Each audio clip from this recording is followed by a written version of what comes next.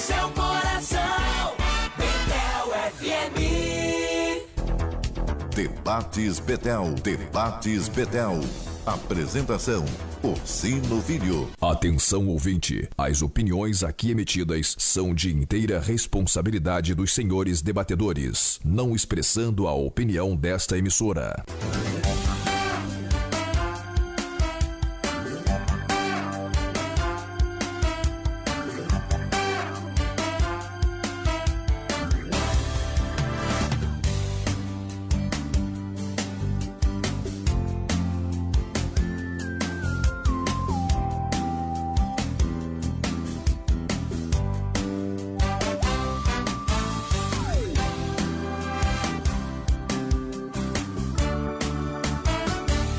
Muito boa tarde. Boa tarde. A partir de agora está no ar Debates Betel em 3 edições. Ao vivo até às 14 horas.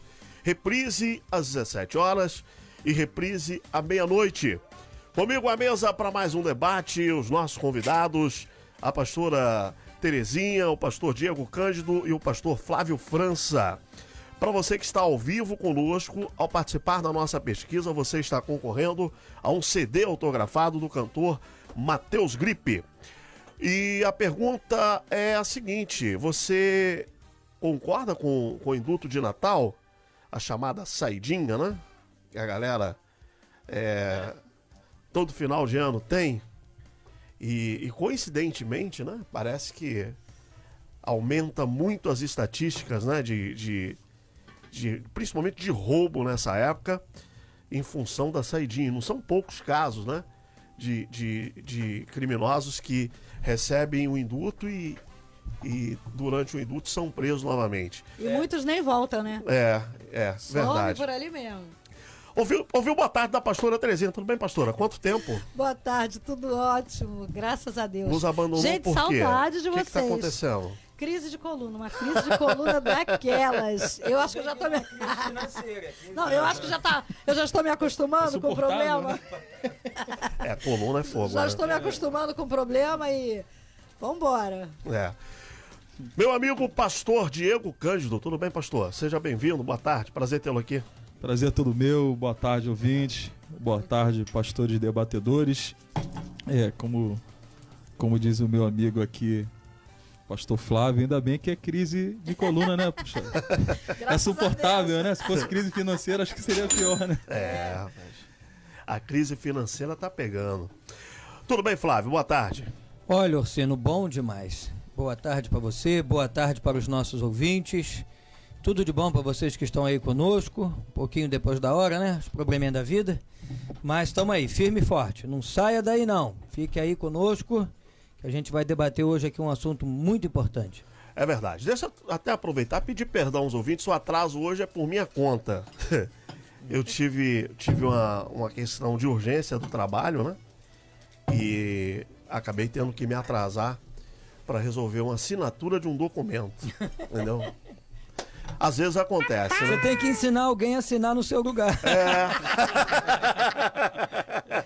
Tá aparecendo votação de associação, posso votar pela minha mãe? Bom, vou começar ouvindo aqui o nosso jurisconsulto, nosso querido advogado, pastor Flávio França.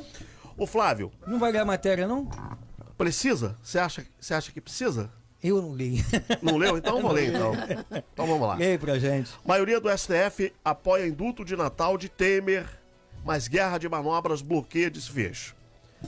A Operação Lava Jato viu se aproximar uma dura derrota no Supremo Tribunal Federal nesta quinta-feira, por 6-2.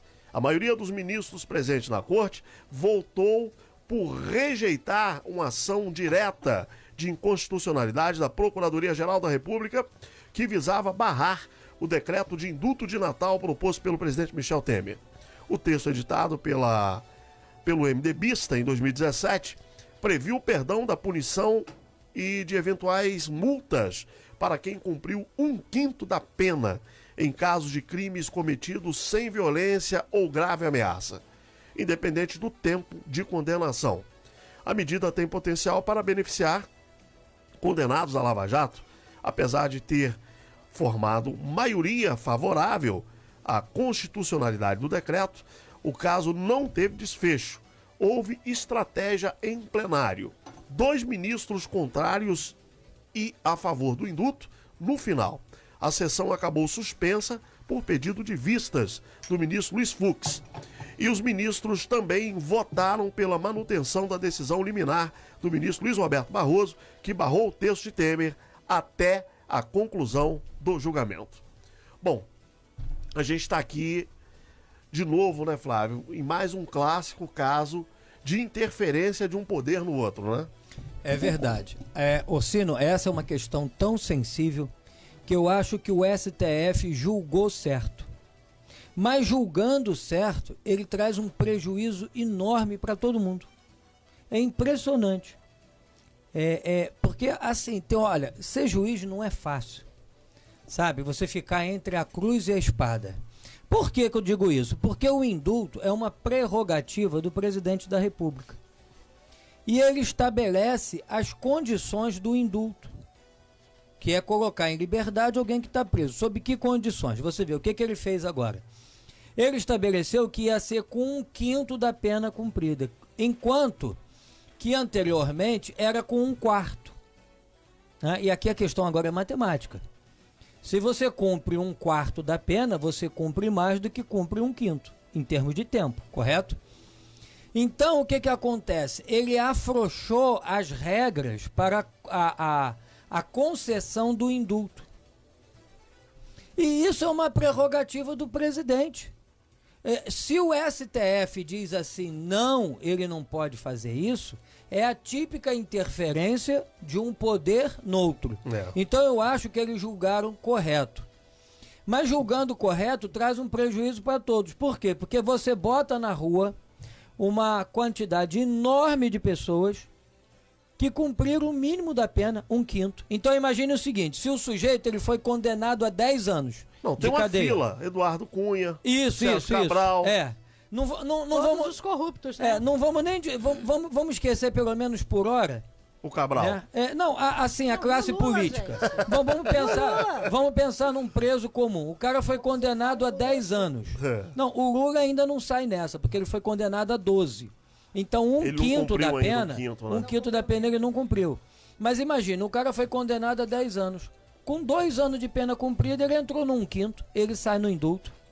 O que você está dizendo? Mas esse indulto, o cara volta, né, Flávio? Não. Esse não? Esse indulto do Temer Não, ele está perdoado. Tá perdoado. Não pena, Claro, ele não volta. Aí Não é aquela saidinha de Natal, Dia das Mães, não. É perdão O mesmo. indulto você perdoou, ele vai embora O pra Temer casa. quer ser o Cristo dos políticos. Sim, olha só. O cara com indulto, ele não vai pra casa com tornozeleira, nada disso, ele simplesmente vai embora. Rapaz, então imagina, o sujeito foi condenado. Perdoado, né? Ele Olha tá só, perdoado. o cara foi condenado a 10 anos. Se ele tiver a 2 preso, pronto, terminou a pena pra ele vai embora. Então, o que acontece? Mas aí que é o problema. O que o Temer fez? O grande responsável por isso é o Temer, não é o Poder Judiciário. Porque o que ele fez? No que ele afrouxou a regra, praticamente todo mundo condenado na Lava Jato vai pra rua. Que doideira, se já tiver né, cumprido 1/5 da Mas são pena. os companheiros dele também, né? Exatamente, A maioria, gente. exatamente. Ele quer beneficiar os amigos. Então, mas aí é que está, veja bem, agora ponha-se no lugar de um ministro do STF, você é juiz. O presidente está fazendo algo que é da competência dele, tá? E é um ato que, do ponto de vista legal, ele é irreparável, ele pode ser imoral, mas ele não é ilegal. Ele não é inconstitucional. Não, de forma nenhuma. E aí, se você, ministro do STF, acompanha o voto do relator, do Barroso, e diz assim, olha, esse indulto, ele não pode acontecer, o que você está fazendo? Você está interferindo no poder de um dos outros poderes da República, no caso, o Executivo. Porque é prerrogativa do presidente estabelecer as condições. É claro, ele não pode estabelecer condições absurdas. Tipo assim, eu vou dar indulto para todos os presos que são careca. Não, aí não. Não dá. Mas dentro de um critério legal, o que ele fez? Ele baixou o tempo necessário, mínimo, para receber o indulto. De 1/4 da pena, ou seja, você cumpria 25% da pena, agora você vai cumprir 1/5, né? Né? Então imagina, o cara condenado a 10 anos, ele teria que cumprir 2 anos e meio, agora ele cumpre 2 anos só e sai. Enfim, é essa que é a... O que que tá por trás disso? É beneficiar o pessoal político que foi preso. Que foi condenado. O Cabral não, porque o Cabral já tem condenação há 100 anos de prisão. Ele não. Mas o Cunha aproveita essa, sim, né? Sim, mas quem tem um tempo que entra... É a salvação do Brasil. Pelo menos por hora, ele entra no coisa, ele sai. E ele sai livre dali, ele sai livre, leve e solto. Mas aí é que está, olha o peso da decisão. Você fica do lado da lei e diz assim, o Temer pode fazer isso porque é uma prerrogativa dele, ou você fica contra a lei e diz assim, isso vai botar um monte de gente da Lava Jato na rua. Então, ou você toma uma decisão legal, ou você toma uma decisão política.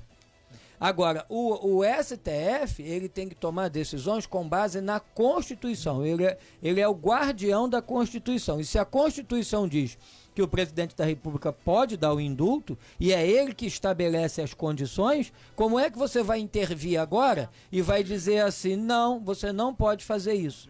Mas a verdade, mas Flávio, é imoral. Não é a primeira situação envolvendo o réu da Lava Jato, porque houve também naquele vazamento do áudio do Lula com a Dilma uma ilegalidade. Lá atrás. Sim. Que naquele momento, se o Sérgio Moro também não permite aquilo, a coisa teria se complicado bastante. É verdade, aí você então, fica... de ilegalidade em ilegalidade... Sim, mas aí o que acontece? Olha só, o STF, ele só respeita a Constituição quando ele quer. Né? Você vê que lá atrás, em 2011, eles decidiram que o casamento não era entre um homem e uma mulher, era entre pessoas que se amam. Passaram por cima da Constituição. Passar por cima da Constituição. O Lewandowski fez aquele acordo imoral com Renan Calheiros, que era presidente do Senado, para que a Dilma sofresse o impeachment e não perdesse os direitos políticos. Sim. Quando o artigo 82 da Constituição diz que quando você usando um termo, um neologismo, quando você é empichado, você automaticamente perde os direitos políticos. Né? Quer dizer, não tem como você separar uma coisa da outra. Né? Não tem como você separar. Mas eles conseguiram. Você vê que a Constituição vale enquanto eles querem. Então, quer dizer, isso é um problema muito sério. Isso é um problema muito sério que o STF vem fazendo, passando por cima da Constituição quando bem interessa. Como o Barroso, que para mim é a pessoa mais perigosa que tem lá dentro, como ele está querendo fazer e empurrar a goela abaixo do povo brasileiro a questão do aborto. Retirar do Código Penal o artigo 123 que diz que o aborto é crime. Então, e qual é o pretexto? Isso se chama o quê? Ativismo judicial. Qual é a conversa dele? Mas é porque o Legislativo, né? O Legislativo Federal, que seria a Câmara dos Deputados do Senado Federal, está muito lento para tratar dessa questão. Se eles estão muito lentos, a gente que vai resolver no lugar deles. E não pode, porque isso é prerrogativa do Legislativo. E aí, se o STF decide que o artigo 123 é inconstitucional, ele está passando por cima do Legislativo. Quem tem que dizer isso é o Legislativo. E isso provavelmente vai continuar, né, Flávio?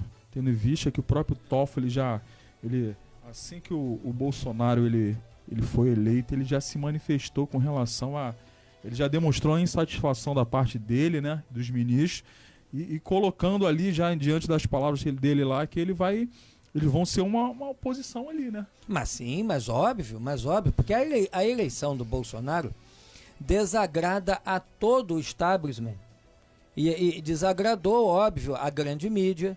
Quer dizer, porque a esquerda tem 3 forças muito grandes. 4, aliás, são 4. A quarta, menos, mas tem também. A esquerda domina as universidades. Sim. A esquerda domina a mídia. A esquerda domina as universidades e o funcionalismo público. Não podemos esquecer que um ministro do Supremo ele é funcionário público. Ele é servidor público. Né? Que um político, enquanto político, ele é um servidor público. Enquanto ele estiver dentro do mandato dele, ele não, é óbvio que ele entrou lá por força do voto popular, não foi concurso. Mas enquanto ele é quanto ele está no cargo, seja ele tanto um político no executivo, prefeito, governador e presidente da República, quanto um político no legislativo, sendo ele vereador, deputado estadual, federal ou senador, enquanto político, no cargo, ele é servidor público. E óbvio que ele defende os interesses da sua classe, dos servidores públicos. Então, a esquerda tem esse quadrilátero de domínio. Mídia, né, a grande mídia, né, incluindo aí TV, jornais e sites, internet, por aí afora, as universidades, tá? As universidades, meu Deus, eu esqueci agora, os servidores públicos e o quarto, né, que aqui eu mudei a ordem, a mídia, os servidores, as universidades, o funcionalismo público. Né? Tá me faltando um aqui agora, que eu falei, não sei porque agora me deu um branco. Então, quer dizer, nisso eles são fortes. Né? Nisso eles têm... E aí que está o problema. Porque Barroso está nesse meio. Barroso é um homem que, segundo o Reinaldo Azevedo, ele teve nos Estados Unidos, na ONU, a convite da ONU e do Open Society, que é uma organização fundada pelo Jorge Soros, um dos homens mais ricos do mundo, que financia a esquerda no mundo todo, financia governos. Então, e ele está lá, nesse meio, para defender o quê? Defender o que interessa a esse império globalista mundial, que são essas organizações internacionais que usam a esquerda para atingir os objetivos de poder deles. E ele está lá nesse meio, por isso que ele defende essa questão com unhas e dentes, essa questão do aborto, né? E se depender dele é uma coisa que já era fato consumado. E o problema no Brasil é que a gente tem essa minoria, né? Essa minoria, mídia, universidades, funcionalismo público, que em relação à grande maioria eles são minoritários, mas eles têm poder e dinheiro. E o problema é que a gente não tem que excluir a minoria, claro que não. O problema é a inversão. É a minoria querendo ditar regras para a maioria. Isso que é uma inversão, uma verdadeira ditadura, porque na democracia a maioria vence, né? Se nós temos aqui a gente tem que respeitar a regra do jogo. Qual é a regra do jogo? Ora, se tem mais pessoas pensando de um jeito, essas pessoas é que venceram o debate. Então você vê, com relação ao aborto, só para exemplificar, o Datafolha fez uma pesquisa mostrando que 87% dos brasileiros são conservadores, né? Mas a gente não tem um partido que nos represente, a gente não tem um governo mais próximo disso que nós temos hoje, é o PSL e o Bolsonaro. É verdade que eles sabem muito bem articular, né? Eles são excelentes articuladores, eles sabem fazer barulho. Sim, eles sabem fazer barulho. Com um pequeno número que eles têm, eles sabem muito bem fazer barulho. Né? Eu esqueci, a classe artística, né? Que é o quarto ponto disso aí. A classe artística toda é de esquerda. Você vê que todo mundo ficou contra o Bolsonaro, com raras exceções. Regina Duarte, um ou outro, a grande maioria contra o Bolsonaro. Então a classe artística... Não ficou contra o Bolsonaro, não. Azeitona não, mas ela não é da classe artística. Não, azeitona ficou contra. Azeitona ficou contra. Mas, ô Flávio, a questão do aborto, eu entendo que é uma questão muito mais educacional do que tudo. Porque se existisse uma questão de educação, de orientação para as mulheres com relação ao aborto, o anticonceptivo é muito melhor, menos nocivo do que o aborto. Não, mas não tenha dúvida. E as mulheres agora, não têm consciência disso. Tem uma outra questão, pastora Terezinha. Esse ano, esse mês, né? É um mês de combate à proliferação da AIDS. Eu estava assistindo uma matéria hoje de manhã. Meu irmão, o que tem de jovem de 15 aos 24 infectado com AIDS é um negócio assustador. Uhum. A cada 15 minutos, um jovem nessa faixa etária está contraindo o vírus HIV. Mas, então, a questão vai além. Não é só a questão de fazer filho. Exatamente. Tem a questão também das doenças Mas até nas escolas, né? os professores estão colocando que é normal, que quanto mais cedo, melhor. Eu tenho visto isso, eu tenho passado isso, porque a minha neta estuda numa escola estadual, os coleguinhas dela estão sempre dentro da minha casa fazendo trabalhos e eu tô ali ouvindo e presenciando. Eles acham tudo normal, tudo normal e nós aqui não estamos entendendo como fazem a cabeça dos jovens. Sim. A partir do primeiro ano do ensino médio, nós precisamos estar em oração e vigiando. Como é que você vai segurar uma jovem de 17 anos que quer ir aqui, quer ir ali, não pode, não vai, não pode? Eu fico em oração para Deus me dar sabedoria de como levar isso. Porque é complicado, Arsino. É assim, é porque É complicado. A campanha é em favor, embora a grande maioria das pessoas, voltando à questão do aborto, é só uma exemplificação, não é a única. A campanha em favor, ela distorce conceitos e parte de pressupostos errados. Você vê mesmo o Barroso. O Barroso, ele apela para a emoção com argumentos totalmente equivocados para pegar leve com ele e dizer que os argumentos são equivocados. Ele diz assim, se homem engravidasse, essa questão do aborto estava resolvida. Quer dizer, o que ele está atribuindo? Né? Assim, olha, por causa de um machismo latente da sociedade, o aborto ainda é crime. Tá? Outro ele diz que é hábito dele, de feminista, dizer, não, porque isso é uma forma de controle da mulher. A mulher não poder decidir a respeito do seu próprio corpo. Né? Ela Quer pode dizer, decidir, só tomar um anticonceptivo. Não, mas Deus. a partir do princípio que ela já engravidou. Né? Então, assim, a discussão, você vê, ela não se sustenta, não se sustenta do ponto de vista científico e sequer do ponto de vista moral. Porque, verdade. veja bem, o bebê que está no corpo da mulher, está no corpo da mulher, mas não faz parte do corpo dela. Então, dizer que assim, eu tenho que ter direito sobre o meu corpo é partir de um pressuposto errado. Porque o bebê não faz parte do corpo, ele está no corpo. Ele tanto não faz parte que quando chega num momento aprazado, o próprio corpo faz por onde expulsá-lo de lá. Exatamente. O que faz parte do meu corpo é meu braço, minha perna. Portanto, se eu abrir mão dele e cortar meu braço, o meu braço apodrece, porque ele não vive sem o resto do corpo. Mas o bebê vive independente do corpo da mãe. Então, essa discussão de que é um direito porque faz parte do meu corpo, não se sustenta do ponto de vista fisiológico e nem do ponto de vista moral. Então, você parte de uma premissa equivocada para poder chegar a uma conclusão totalmente errada. E aí justificar o que você quer fazer. Ora, bolas, se a gente sabe que fazer um aborto traz problemas seríssimos para a mulher, então faz uma coisa, deixa ter a gravidez normal, assim que acabar de nascer, dá uma paulada no bebê e mata. Que pelo menos do lado de fora você não sofreu revés nenhum no seu corpo com aborto, do que pegar uma tesoura e cortar ele dentro do útero e puxar com uma máquina de sucção. É uma covardia. Mata do lado de fora, então. Demais. A pessoa não pode se defender, o bebê não pode se defender.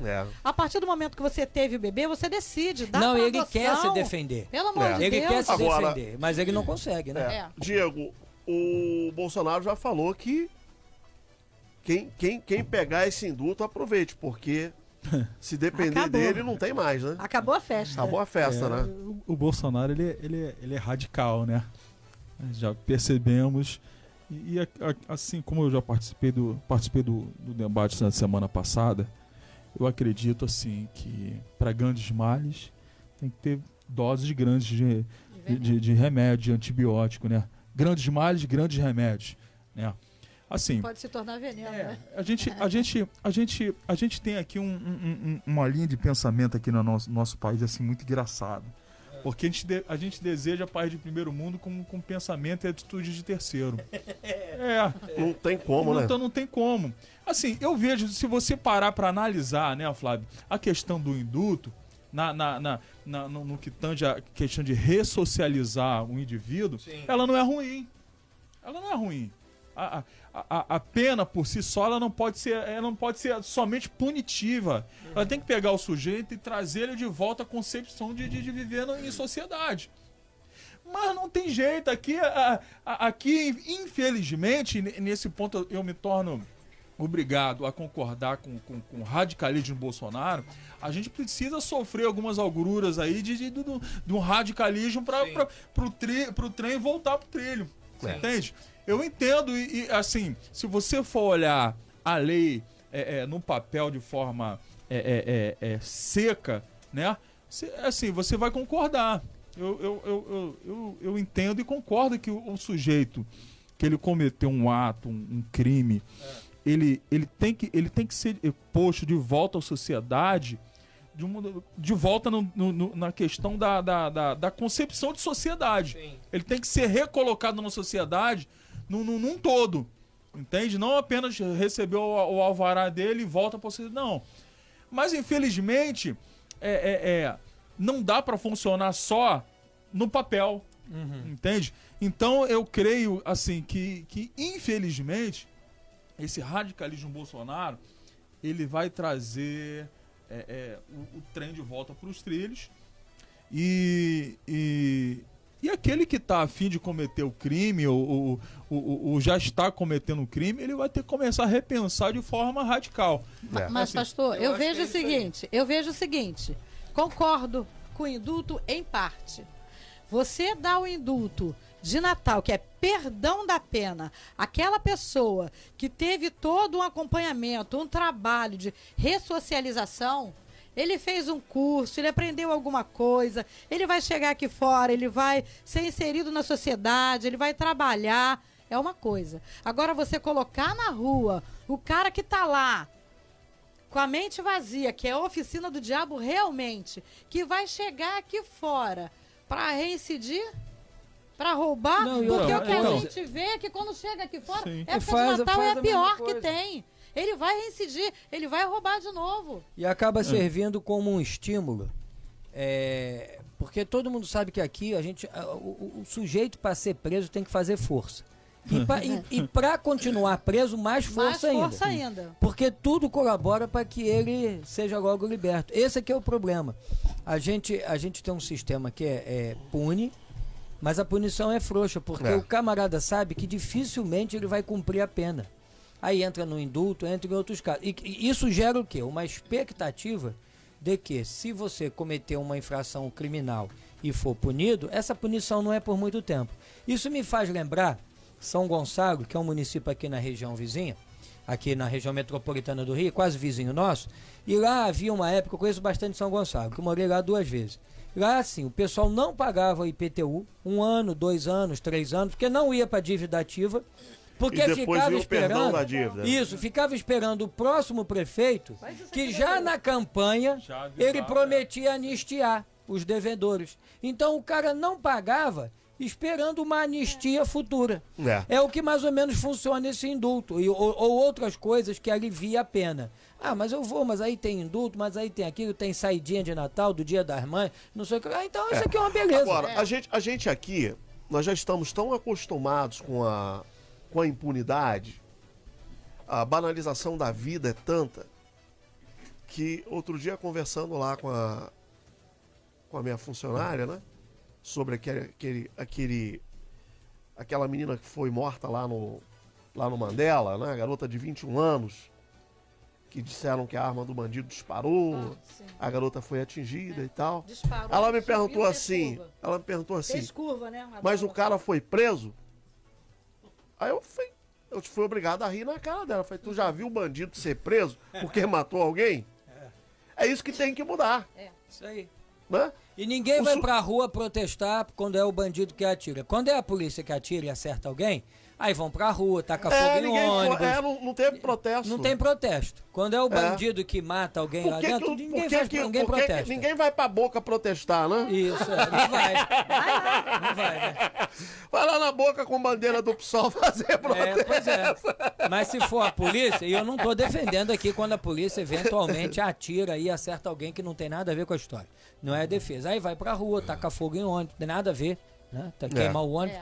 500 mil de prejuízo. Vai ônibus, prejudicar quem não tem nada com a entendeu? história. né? Nada com a história. Mas quando é o bandido que faz, todo mundo entuba, fica caladinho e fica por isso mesmo. É. Né? É Então, quer dizer, verdade. são 2 pesos e 2 medidas. Dá até pra entender. Porque você vai se rebelar contra o bandido que é teu vizinho lá onde você mora. É. Né? Aí você vai. Mas aí você percebe também, Flávio, que essa questão o ser humano, o Bolsonaro fala muito isso, o ser humano só respeita o que ele teme, né? Por que todo mundo tem medo de bandido? Porque sabe que a sentença dele Claro. Ele não E tem rápido. piedade, ele vai pra Não, cima mesmo. é, Ele não tem A piedade. sentença é certa e A rápida. sentença assim. E aí, quem mora em comunidade, quem é que se atreve a enfrentar bandido em comunidade? Ah, não mesmo. Não vai, fica todo É mundo. por causa da ausência do Estado. Todo né? mundo quieto, né?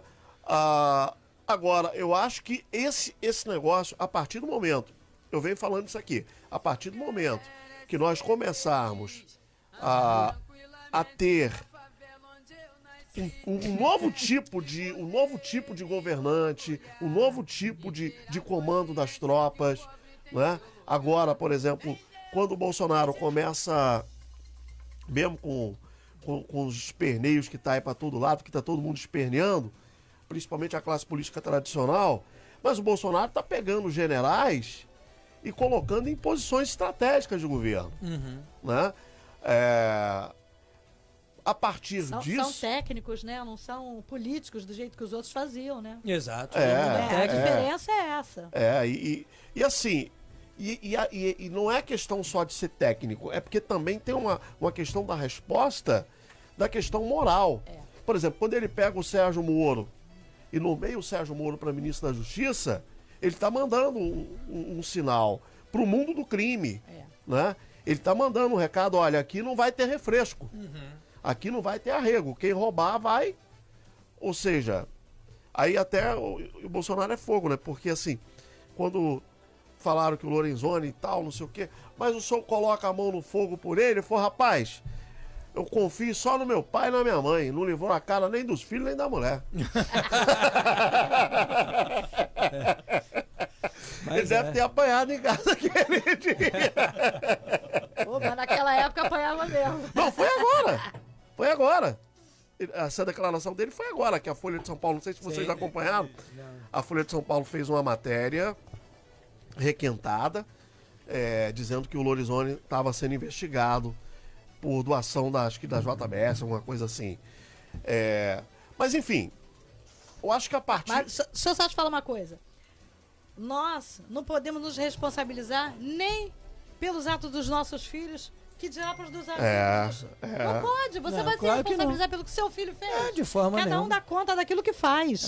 Eu Sim. digo muito isso para os meus filhos e para as minhas netas. Aquilo que você fizer de bom é para você e o que você fizer de ruim é para você também. Então você tem que pensar muito, muito no que você faz. Porque você não pode se responsabilizar pelo outro. Agora você vê, tô falando da equipe de Bolsonaro, quer dizer, todo mundo tem que botar a viola no saco porque ele está cumprindo o que falou. Não ia ser o toma lá da cá com os partidos, nomear gente técnica para todo lado que você vê, as nomeações dele são sempre pessoas voltadas naquela área.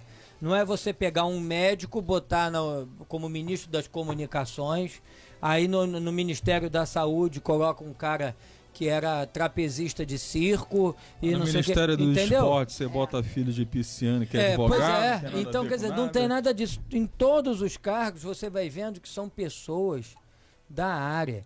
E mais, assim, você vê, ontem, por exemplo, que eu botei lá no nosso grupo de debatedores, a Dilma, né? A Dilma, em 1 minuto, ela conseguiu falar tanta besteira, assassinar a língua portuguesa de uma forma assim, de uma forma que foi o que eu coloquei lá. Gente, a Dilma só tem 2 neurônios e um está avariado.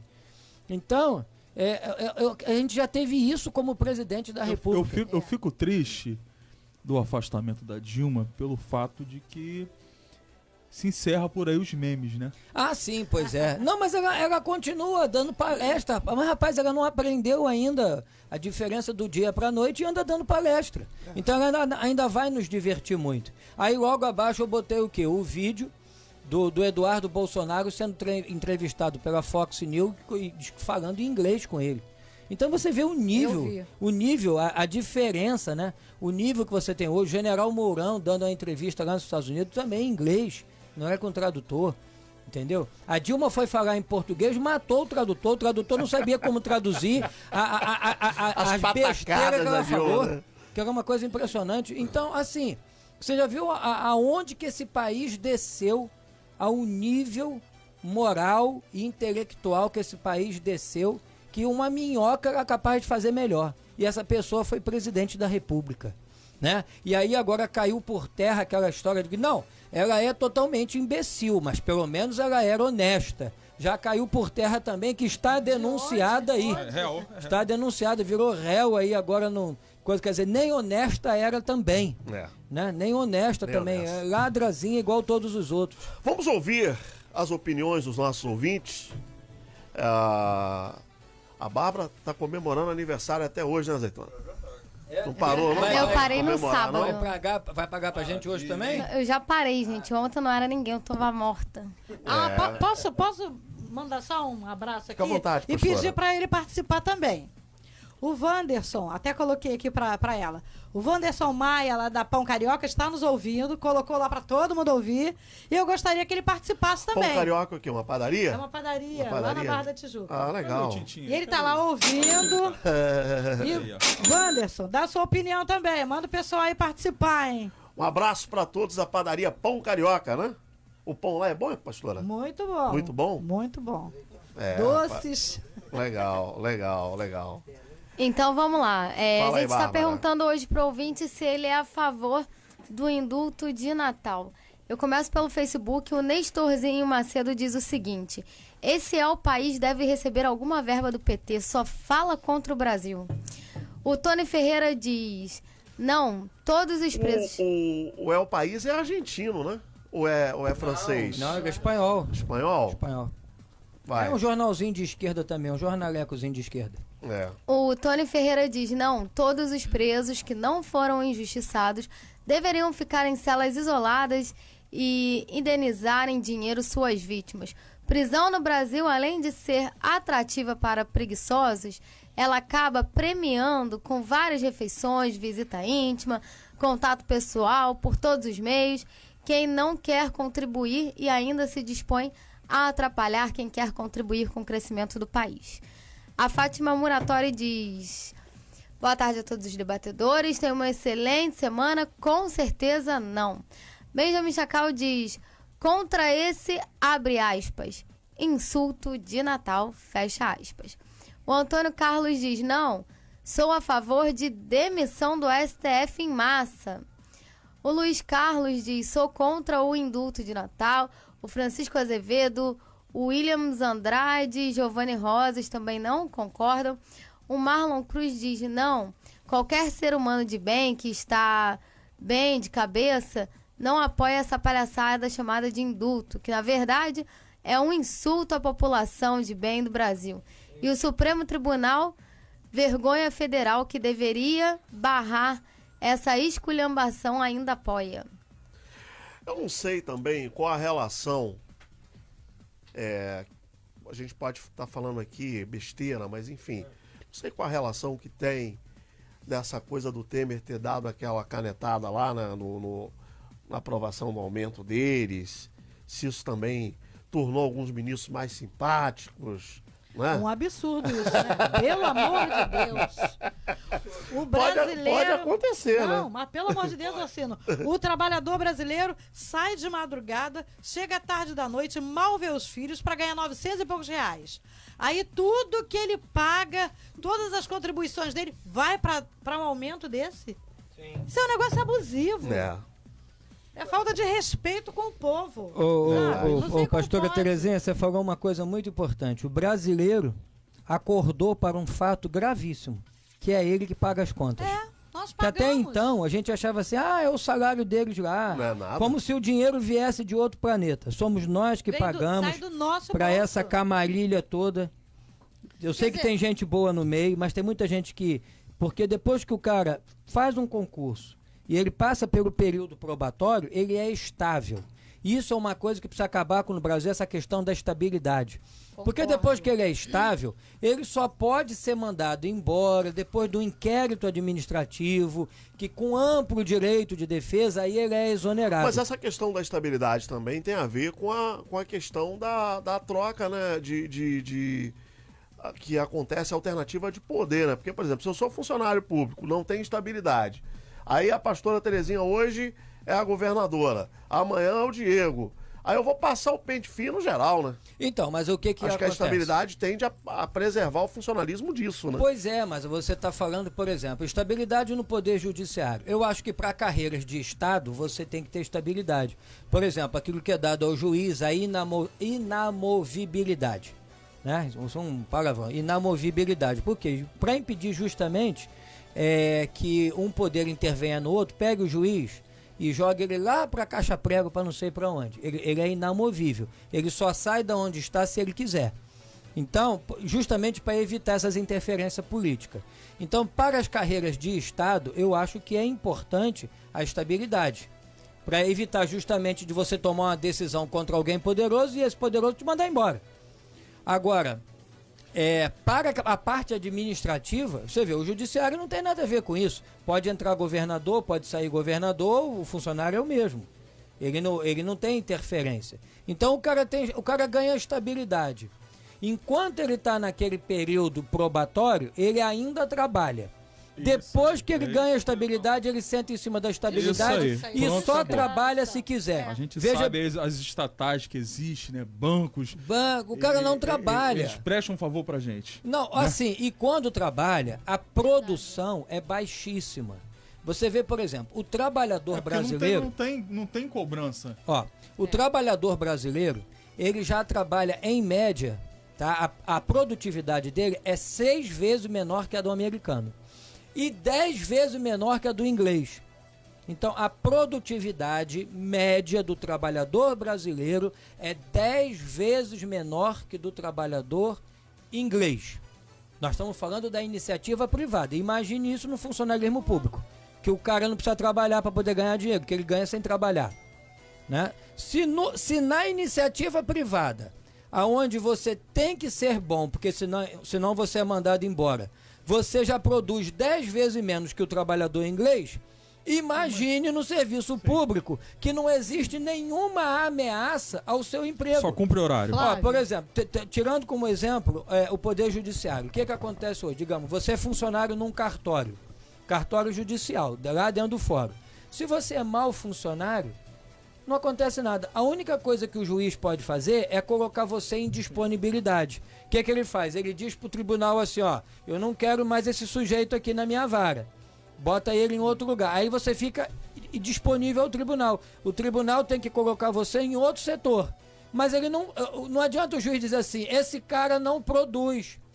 Todo mundo aqui faz mais do que ele e ele é um mau funcionário. Não pode mandar embora. Na iniciativa privada, se o cara não trabalha decentemente, ele não pode ficar porque ele dá prejuízo para a empresa. Mas o mau funcionário público, ele dá prejuízo para toda a sociedade que paga o salário dele. Eu tenho aqui no Sul Fluminense, em Barra do Piraí, eu tenho um processo lá que está parado há 4 meses que não juntam a petição. Sabe o que é juntar uma petição? Absurdo. É um pedaço de papel que você escreveu, chegou na mão deles, aí eles fazem 2 furinhos com um furador, bota aquilo dentro do processo e pega aquilo e bota na mesa do juiz. Tem 4 meses e eles não fazem isso. Aí você vai pensar que está faltando mão lá? Todo mundo é aleijado? Não. Sabe por que não faz? Porque não faz, porque não quer fazer, porque não quer trabalhar. E você do lado de cá não tem nada para fazer. A não ser assim, o que cabe a gente a fazer? Como eu fiz agora recentemente, aqui no Fórum Regional da Barra da Tijuca, próximo a nós, tá? A 10 quilômetros daqui. Para quem está fora do Rio de Janeiro, Barra da Tijuca é um bairro vizinho aqui nosso. Eu fiz uma reclamação para a Corregedoria de Justiça. Fiz uma reclamação, mostrei os fatos, em 1 semana o processo teve andamento, estava 3 meses parado. Entendeu? E eu ainda botei lá, tudo que envolve dinheiro gera desconfiança. E tudo que envolve muito dinheiro gera muita desconfiança. Porque a gente desconfia que alguém está sendo pago para sentar em cima do processo e não fazer andar. Entendeu? Aí num instantinho teve andamento. Ô, Flávio. Então, quer dizer, eu tô cansado disso, cara. Eu tô cansado. A gente vê Eu isso todo colei dia. grau dia 25 de janeiro de 1991. Eu estou cansado disso, porque não muda. O problema não é tecnológico, nada disso. O problema é humano. O ser humano de hoje é igual ou pior do que quando eu comecei há 26 anos. Há 27 anos, tá? É o mesmo. Esse é que é o grande problema, está no ser humano. Então, se você não fizer uma reforma, aquilo que Eduardo Bolsonaro foi buscar lá no Rudolph Giuliani, tá? Que era o cara da tolerância zero, que consertou Nova York, eu não sei se a gente aqui está disposto a isso, porque tolerância zero é para todos os lados, mesmo. inclusive com o Do jeito que cidadão. o povo aqui gosta de mimimi. O cidadão que atravessa fora da faixa vai ser multado. O cidadão que jogar um papelzinho no chão vai ser multado. Eu quero ver se a gente está disposto a isso tudo, tá? Mas eu acho que desse jeito a gente consertava. Então, servidor público, no máximo possível, acabar com essa questão de estabilidade. Ser uma pessoa como outra qualquer. Não uma pessoa de primeira classe intocável, que só sai de lá se cometer crime e aí sai por inquérito e processo administrativo. Não. É ineficiente, não trabalha, porque a grande maioria não fez concurso e não está lá porque tem um desejo de servir ao povo. Não. Porque se você é servidor público, o nome já está dizendo. A maioria você tem está lá desejo para de ser servir o servido. povo. Exato. O cara foi para lá para descansar. Porque ele trabalhava em banco. Aí em banco ele tem que bater meta, ele tem que vender seguro, ele tem que abrir conta, ele tem meta para bater. É cansativo, é estressante. Mas isso vem de Aí dentro ele de faz casa. um concurso para descansar, para ter um salário certo, o emprego garantido até o dia da aposentadoria. Entendeu? Não era por vocação. Não era por vocação de servir Sim. ao povo. Não, mas isso vem, Não. isso vem de dentro de casa. Não, isso vem de vem dentro desde de casa. pequenininho, você tem que fazer prova porque você tem que ter uma estabilidade. Aí sabe o que acontece? Um dia eu tô num fórum aqui da Baixada Fluminense, na comarca de Nilópolis. Eu cheguei lá para serventuário e perguntei assim: isso aqui é assim, assim? Ela falou: não sei, doutor, eu fiz matemática. Meu Deus. Entendeu? Aí a pessoa faz matemática, descobre que não vai viver da matemática, aí faz agora um concurso para o Tribunal de Justiça para descansar lá no cargo. Ainda Para tem ficar coragem lá. de explicar. E quando você faz uma pergunta que era obrigação dela saber, ela diz assim: eu não sei porque eu fiz matemática. Entendeu? E dá vontade de dizer: o que você está fazendo aí então? Dá lugar para outra. Você vê isso, vamos ouvir, Flávio? vamos ouvir. Na iniciativa privada é completamente diferente. Você chega num banco, você é atendido. Você pega a sua senha e é atendido. Entra no estatal. Você fica o dia inteiro naquela belezinha ali da taquara para ser atendido. Não, e eu já fui insultada em um deles. Peguei minha senhazinha lá, fui lá. Cheguei lá, o rapaz falou para mim: a senhora sabe que a senhora não tem o direito de ter esse atendimento? Falei: por quê, querido? A senhora é deficiente? Falei: A senhora tem idade? Você sabe qual é a minha deficiência? Você quer que eu te mostre minha deficiência? Você quer que eu te mostre minha identidade? Ele não tem nada com isso. Se eu peguei, é porque eu sei que eu tenho direito àquele atendimento. Falei: você quer ver minha identidade para ver minha idade? Ou qual a deficiência que eu tenho? Pelo amor de Deus, isso é falta de respeito. Vamos lá, Bárbara. Mais participação. Nós estamos perguntando se o ouvinte é a favor do indulto de Natal. Vamos lá. Sim, mais participações. O Tony Ferreira diz: não, todos os presos que não foram injustiçados deveriam ficar em celas isoladas e indenizar em dinheiro suas vítimas. Eu acho que eu já li essa, não já? Já li. Então deixa eu pular, vamos lá. Na live, a Ellen Cândido diz que não, o Daniel Pimenta diz que não, a Lourdes Magalhães diz: insulto de Natal, eis a realidade. O Daniel veio com várias outras participações falando sobre vários outros temas polêmicos, do aborto que vocês comentaram. Mas depois eu leio, porque senão a gente vai perder o foco. No WhatsApp, o Alexandre diz que não. O Guilherme diz: sobre o indulto depende muito do preso. Aqueles que cometeram crimes bárbaros ou hediondos não merecem. Tem que ficar lá, mas um pouco para refletir. Para esses, o indulto deveria ser de 5 em 5 anos. O Kleber, pessoa de Taubaté, diz que não. Por telefone, a gente teve até agora a participação da Maria das Dores, da Luísa e da Milena dizendo que sim. Eu não sei se elas não entenderam a pergunta ou se realmente é a opinião delas. Mas aqui dizendo que sim. E a gente tem o áudio do José Messias Leal. Não tá aí ainda? Então vai... Se entenda vai aí, por coisando que eu favor. vou baixar aqui. Na verdade, eu baixei, só que eu acho que eu baixei na pasta errada. Vou É pegar o aniversário ainda. Azeitona. A Bárbara ainda tá comemorando o aniversário. Não, tá na pasta certa, eu só não avisei ele que tinha baixado. Desculpa, Azeitona. Bom, eu acho que a maioria das pessoas, elas discordam, né? Dessa questão do indulto. Mas o ouvinte disse assim, Orsino, olha, mas eu acho que teria que ficar 5 anos e tal. Eu penso que deveria cumprir a pena. O que a gente precisa ter aqui é um sistema parecido com o americano. Lá nos Estados Unidos, quase todo bandido confessa o crime. Porque quando ele confessa, faz um acordo com a promotoria, ele cumpre menos tempo de pena e cumpre a pena. E sai bom para todo mundo, sai bom para o contribuinte, que não precisa ficar um processo judicial se arrastando anos. É bom para o preso, que ele já sabe o tempo que ele vai cumprir. Ou seja, o americano é muito pragmático. E lá tem essa coisa de você resolver a questão. Aqui a gente fica protelando, toma recurso, vai recurso. Aí chega lá no Supremo uma história de que o sujeito que roubou meia dúzia de galinha. Então, isso é caríssimo para nós todos. Por isso que no Brasil, o judiciário brasileiro é o mais caro do mundo. E o segundo mais caro é 3 vezes mais barato. Você pega um STF que tem 11 ministros, tem 2.500 funcionários para 11 ministros. Né? Então você vê esse absurdo, e as mordomias e tudo mais.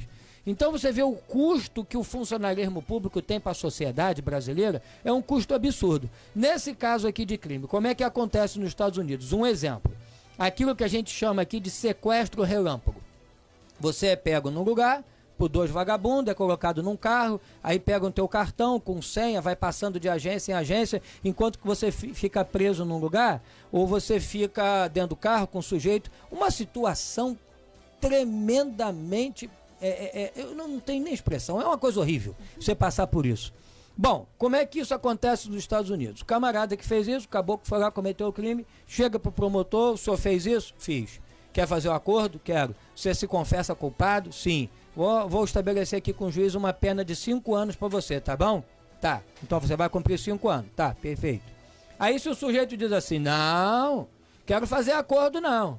Vai pra dura, não me confesso culpado. Ah, não? Tudo bem, corre o processo. Se no final ele for condenado, meu amigo, 25 anos de cana. E tem estado que é perpétua. Para esse negócio aqui que a gente chama de... Como é que foi que eu chamei essa história? De saidinha de banco, sequestro relâmpago. Sequestro relâmpago nos Estados Unidos é 25 anos duro, não tem nada de indulto, não tem saidinha de Natal, não tem visita íntima, não tem nada disso, é 25 anos de cana. Se você quiser ir pro torra, deixa o processo correr porque eu não me confesso culpado. Agora, se você se confessa culpado, pronto, 5 anos, cumpre os 5 anos, vai embora para casa, entendeu? Então eu acho esse sistema mais inteligente. Porque se você, Diego, você diz assim, não, eu sou culpado, eu fiz mesmo, foi assim, assim, assado, ainda entrega os parceiros, se tiver, né? Que é o que a gente está fazendo aqui com a delação premiada. Isso veio dos Estados Unidos, do play a bargain deles, tá?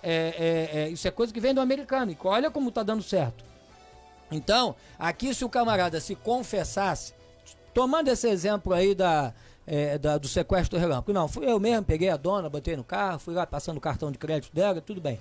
Tá legal, 5 anos, 5 anos duro ali, na cadeia, tá bom? É isso aí que tu vai pegar. Agora não quer não, o sistema tinha que ser igual ao americano, tu vai pegar 25 anos.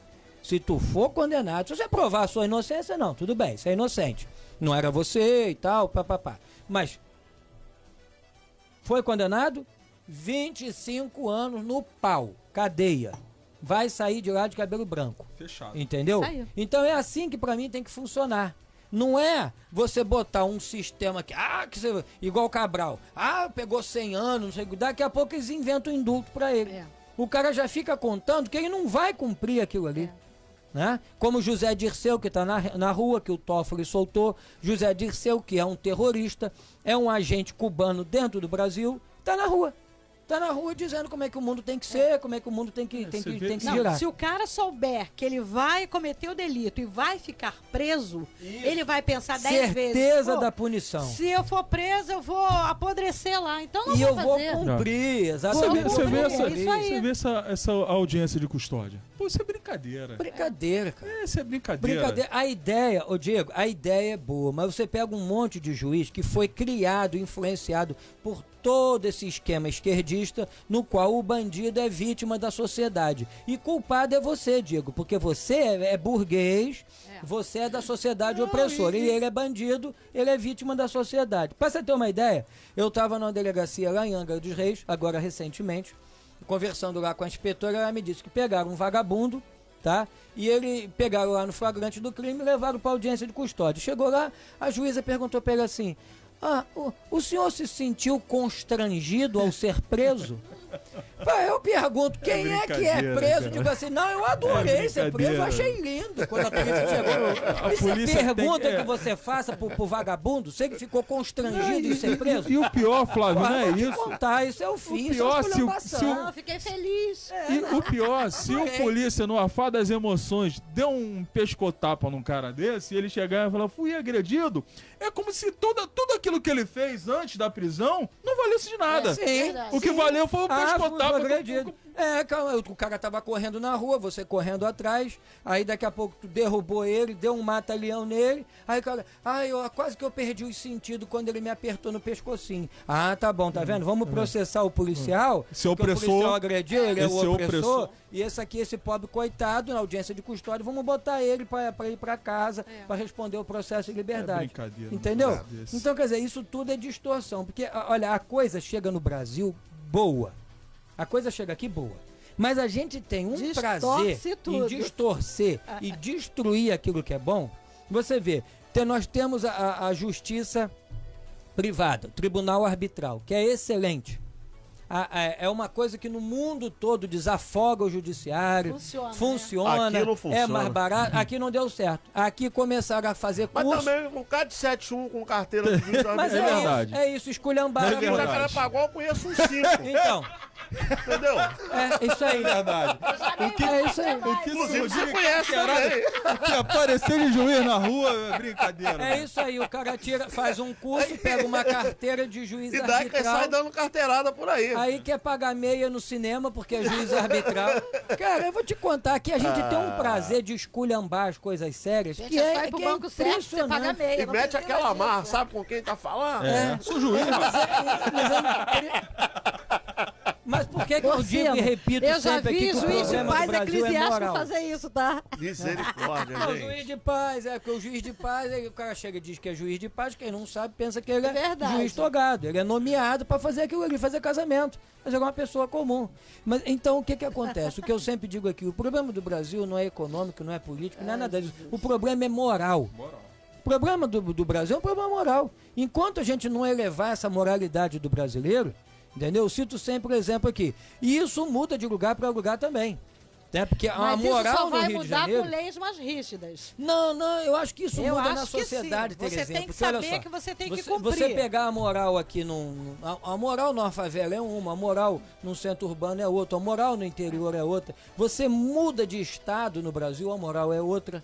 Né? Então você vê, você pensando como Rio de Janeiro, as coisas que a gente tem aqui à nossa volta. Eu contei aqui uma ocasião, minha mulher tá lá em Gramado, aí tá saindo do restaurante, deixou prender a comanda dela, né? E a dona tá lá na porta. E aí seguraram a comanda e ela virou pro sujeito, e agora, como é que eu vou sair sem provar que eu paguei? Aí o camarada falou, guria, tu vai sair com a tua honestidade. Entendeu?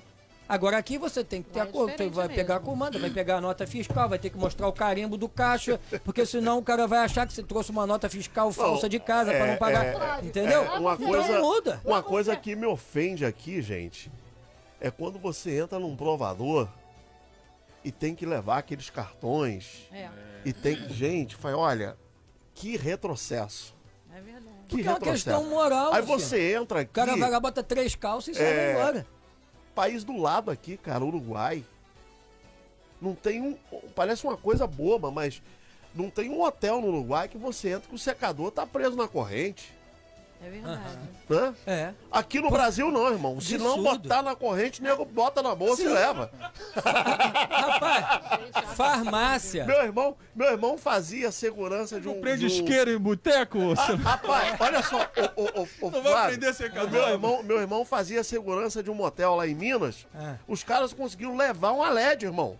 O cara arrancou a TV de LED É do motel mesmo? e levou. Sim. Não, mas Você vai, nego prende caneta, aqui nego prende tudo. Aqui, caixa de fome. Luciano. O que puder prender, nego prende aqui. Cara. eu vou mais longe. Aí, eu vou- azeitona, o cara arrancou a TV de LED, irmão. Eu de vou- 40 e levou. Eu vou contar uma história pra vocês que é impressionante. Você falou isso, me lembrou. Caraca. Me lembrei de uma história. 1986, meu primeiro ano de faculdade. Eu trabalhava numa empresa que consertava rádios de comunicação. Não tinha celular naquela época, né? Então era rádio SSB, VHF, pro cara falar de um estado pro outro. Dos barcos falar com o porto e tal. Aí tinha um camarada lá, um técnico, que ele era técnico de TV.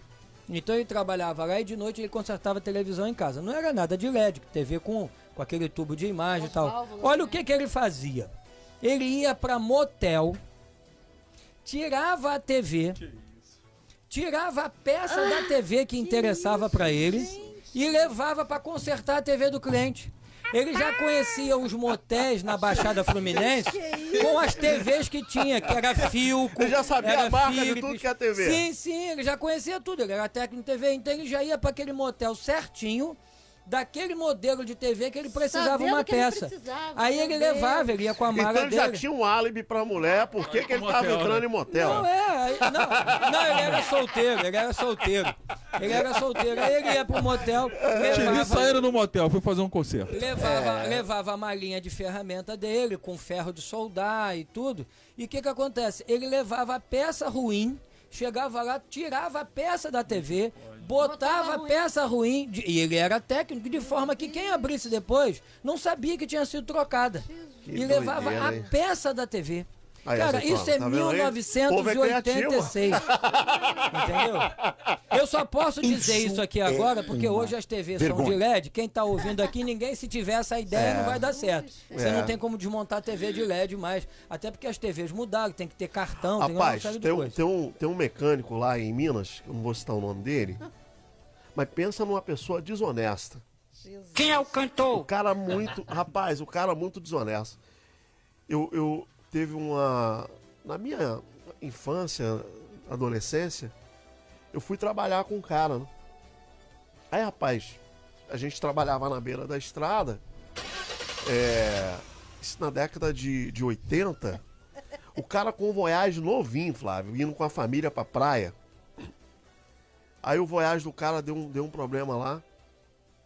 Aí ele arrumou um esquema lá, cara, que ele pegou uma bomba de combustível novinha do cara, botou uma bomba velha e ainda deu uma paulada no cara no valor e ainda falou pra mim, tá com dinheiro, o carro tá todo no óleo de mamona, tá indo pra praia. Desse jeito. Desse jeito. O cara não viu, o cara ainda saiu satisfeito.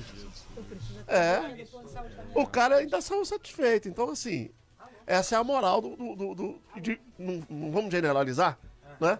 Mas a gente tem uma sociedade de baixa confiança por conta dessas e outras. Sim, né? mas não precisa ir tão longe no tempo, não, Orsino. O carro da minha sócia do escritório foi pra revisão, saiu da revisão com uma luz acendendo. Eu vi no manual, era o módulo de injeção. Eu falei pra ela, eu dou quase certeza que eles tiraram o teu módulo e botaram um módulo velho. Aquilo, eles tinham algum carro lá e não tinha módulo, e a pessoa tinha que levar, tiraram do teu, fizeram a revisão, botaram o módulo velho, só que deu azar, que deu problema. Entendeu? Aí ela levou pra oficina e falou, o problema é no módulo que eu já olhei, que essa luz de check-in aí eu vi no manual. O módulo tá com problema. Aí os caras ficaram assim, um pro lado e pro outro, que ela já foi lá cantando a pedra que eu tinha falado. Por óbvio, ela não falou que trocaram o módulo, até porque eu também não tinha como provar aquilo ali. Mas com certeza fizeram isso. Então, quer dizer, olha, viver no Brasil é cansativo.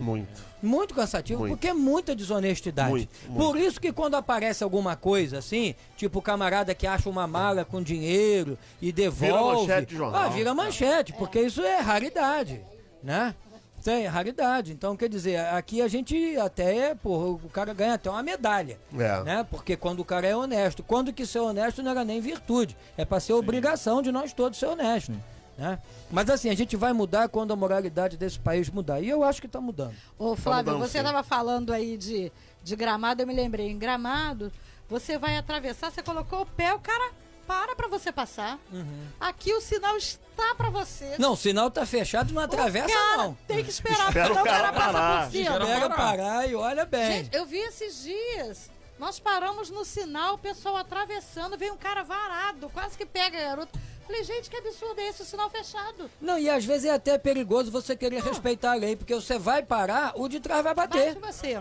É Ele de vai bater. verdade. Ele não tá esperando que você vai parar. Agora sim, absurdo. Terezinha, tem lugares aqui mesmo, isso é muito comum no interior, né? Eu não diria, bom, Gramado é uma cidade do interior, mas assim, em Porto Alegre talvez não seja assim, que é a capital. Mas se você for aqui em Itaipava, né? Para quem não sabe, Itaipava é distrito da cidade de Petrópolis, né? Cidade serrana aqui no Rio de Janeiro.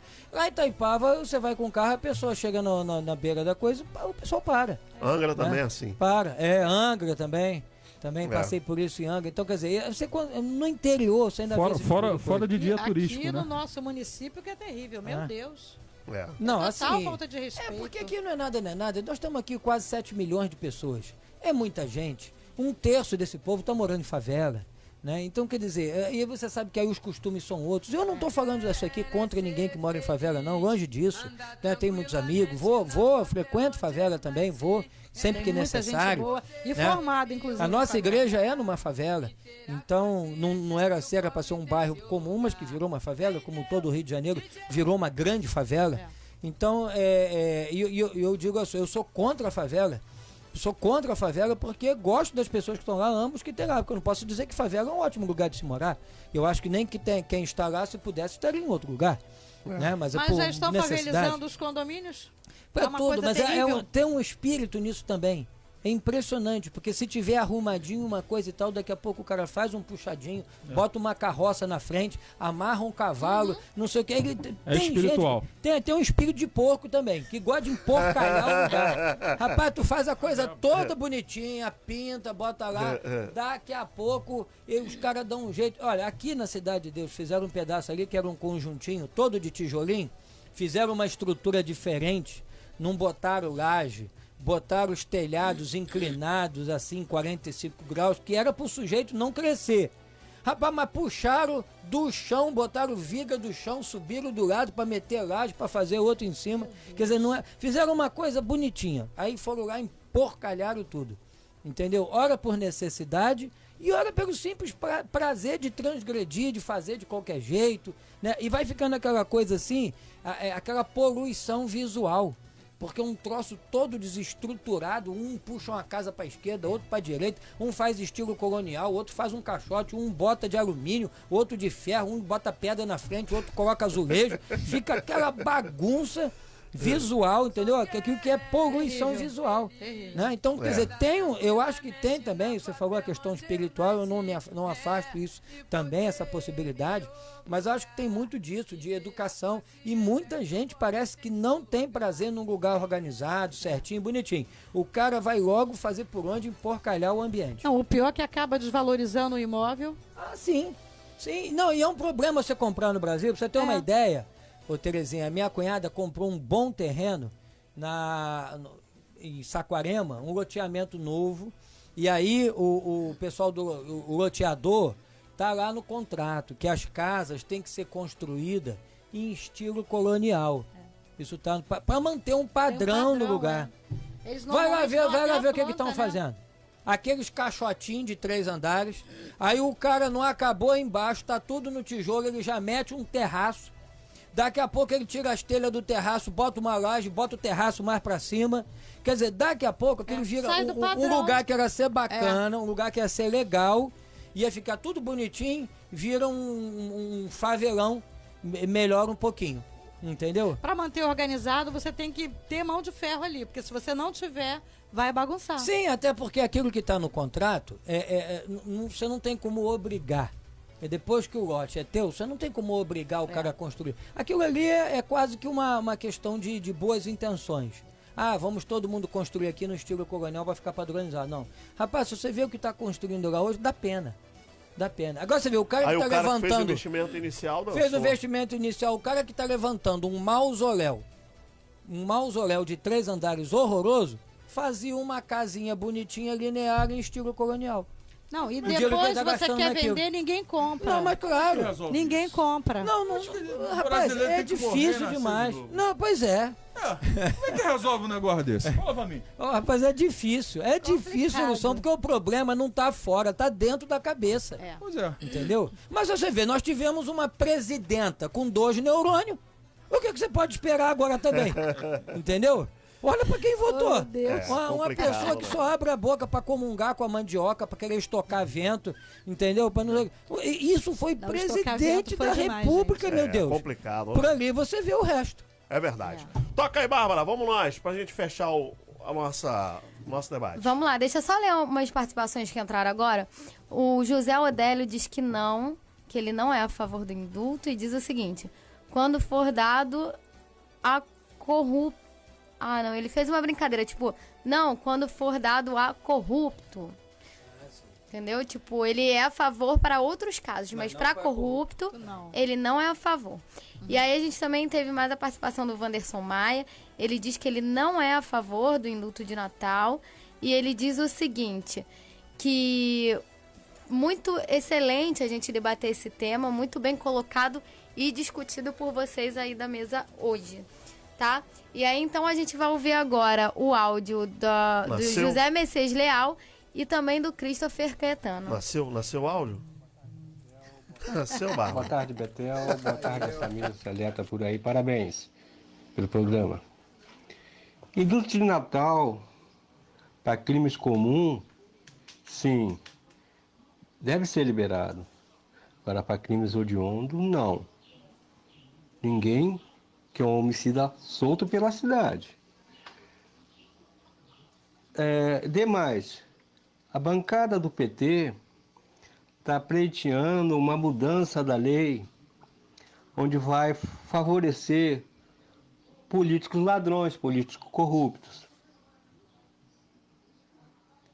É o político que rouba com a caneta e com o discurso 220 milhões de brasileiros todos os dias, onde falta verba nos hospitais, nas escolas, nas universidades, etc. E demais coisas por aí que só a gente sabe na pele. Depois arrumam um atestado médico, ficam em prisão domiciliar e, como se fosse algum crime, ainda dizem para ele: você não pode navegar na internet.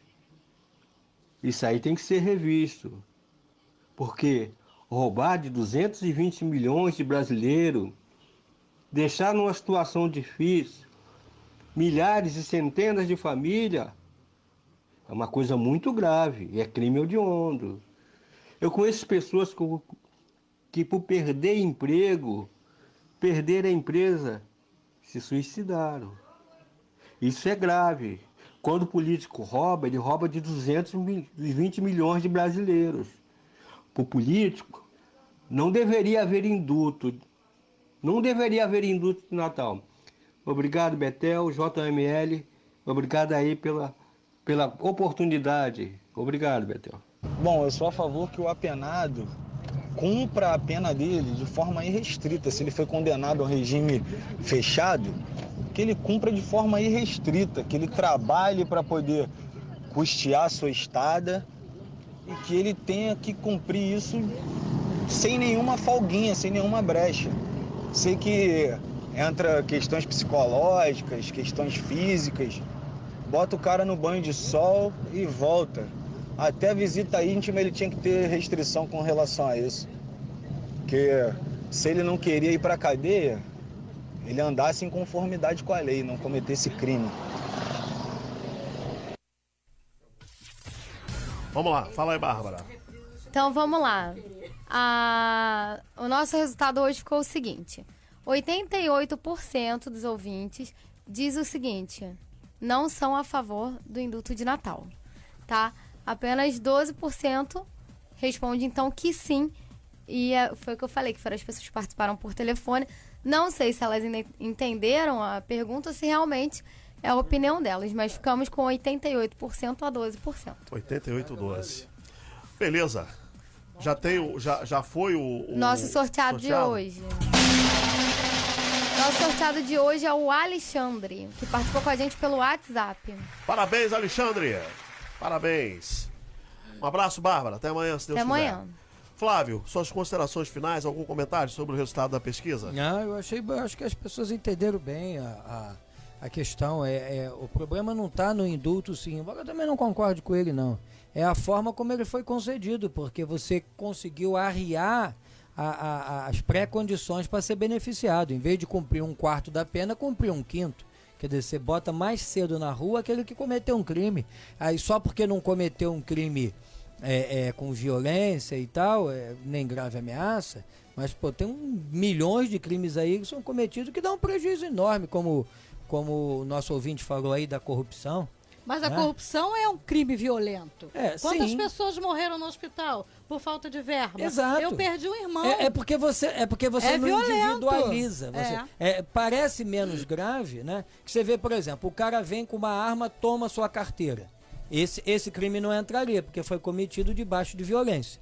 Né? Ele veio com a arma e tal, é o roubo. Esse não entra. Mas o cara que rouba o dinheiro público, né? Ele levou da tua carteira o quê? R$50, 200, 300? E tão o outro violento leva mais. milhões. E o apartamento do Gedel Vieira Lima, que tinha 51 milhões lá dentro. Pô, se você juntar esse dinheiro os punguistas do Brasil todos, os batedores de carteira, se juntar eles todos, ninguém rouba isso. Olha esse dinheiro na educação. Sim. Olha esse dinheiro na saúde, pelo amor de Deus. Sim. Então, quer dizer, isso é violência. Parece menos grave quando você rouba e esse roubo é diluído por toda a sociedade que paga. Né? Aquele roubo individual, que é diretamente a você, é uma afronta muito grave. Mas o cara que está com 51 milhões num apartamento, ele não trabalhou para ter aquilo. Aquele dinheiro tem uma origem desonesta. Não tenha dúvida. Roubou dos nossos bolsos. Então, quer dizer, a economia era caderneta de poupança dele. O cofrinho dele era o apartamento, né? O cofrinho era o apartamento, onde ele guardava o dinheiro. Tá certo. Que doideira, né? Pastor Diego, muito obrigado. Foi um prazer recebê-lo. Como sempre, o prazer é todo meu. Quero deixar aqui um recado aos ouvintes. Assim como eu trabalhei, né, para o Bolsonaro nessa campanha, e trabalhei mesmo, fui um defensor das questões morais, daquilo que ele estava pregando diante da campanha dele. Eu quero dizer para você, no início desse ano de 2019, e você que prima por tudo aquilo que a gente está defendendo aqui, questões morais, que você continue usando a ferramenta da tua rede social, para que o nosso presidente da República ele tenha força para combater tudo que está aí, que vai vir de contra aquilo que ele quer trabalhar aí. Então, assim como o Orsino já disse aqui, que ele vai trabalhar em prol de acabar com essa questão do indulto, que você pegue a tua página de Facebook, enfim, Instagram, Twitter, e você apoie, entende? Para que ele realmente venha ter força, para que o clamor da população venha dar força para que ele realmente extinga. Se você concorda com isso, trabalhe em prol disso. Da mesma forma como eu trabalhei e eu abracei a campanha dele, que você continue, porque você que prima pelas questões morais, e a gente está precisando disso, né? Continue trabalhando com a tua ferramenta social. Continue apoiando porque também se ele não tiver apoio da sociedade, vai ser complicado ele conseguir mover aí e ele trabalhar. Precisa, o capital que ele tem é um apoio popular. Se ele perder o apoio popular, já era. É verdade. Então, o presidente que foi eleito com a campanha de menos de 2 milhões de reais, enfim, nós elegemos ele, o Facebook, o teu Facebook, o meu Facebook, a tua ferramenta social elegeu ele. Exatamente. Então, para que a gente venha mudar realmente essa nação, não para por aí não. Então, que a gente continue usando as ferramentas, que a gente continue aí apoiando o presidente. E eu creio piamente que virão dias melhores. Eu creio que esse jeitinho brasileiro está com os dias contados. Eu creio nisso. Eu creio também. Pastora, fala, Diego, desculpa, te interrompi. Muito obrigado. Que Deus te abençoe e vamos em frente, a hora de avançar. Isso aí. Pastora, muito obrigado. Foi um prazer recebê-la. Suas considerações finais. Eu que agradeço. Eu quero agradecer a oportunidade de estar de volta aqui, né? Passei bastante tempo longe. Agradecer a oportunidade de estar aqui. Dizer que é um prazer enorme rever todos aqui, aprendendo sempre com vocês. É um aprendizado tremendo para mim estar aqui. E dizer que nós continuamos em campanha, apoiando o nosso presidente, de graça, né? Como foi a campanha? Foi de graça. E a gente tem que continuar essa campanha, apoiando o presidente sempre, lutando pela moralidade, porque nós precisamos disso. A coisa tem que mudar. E eu sinto que já está mudando. Amém. Né? Então, pode contar comigo. Alô pra padaria. Ah, é? Wanderson, obrigado pela participação. Guarda Alô, esse Wanderson. telefone e vai Debate, participando aí, tá bom? Um pãozinho de queijo, alguma coisa aí pra contribuir. Ele manda mesmo, hein? Ele manda mesmo. Quero Se saber, quiser convidá-lo, eu pode quero saber convidar se o que ele Francisco vem. vai trazer o nosso pão de queijo também quando vier pegar o laço de ouro, hein, Francisco? Será que ele vai trazer? Vamos aguardar. Gente, eu vou pedir o pastor Diego para finalizar o nosso debate com o nosso momento de oração. A produção do programa é da jornalista Bárbara Leal, com os trabalhos técnicos do Rodrigo Souza, assistência de produção da Divina Castro. Quero agradecer aos nossos debatedores, a pastora Terezinha, o pastor Diego Cândido e o pastor Flávio França. Para quem está ouvindo a nossa reprise das 17 horas, vem aí o Betel Informa e música de qualidade até a Voz do Brasil. Para quem está ao vivo, Cláudia Matos com frequência máxima. Para quem ouve na madrugada, vem aí o Madrugada Betel. E nós voltamos, com a graça de Deus, amanhã, a partir das 11 horas da manhã, com mais um programa Betel Total. Um abraço a todos e até lá.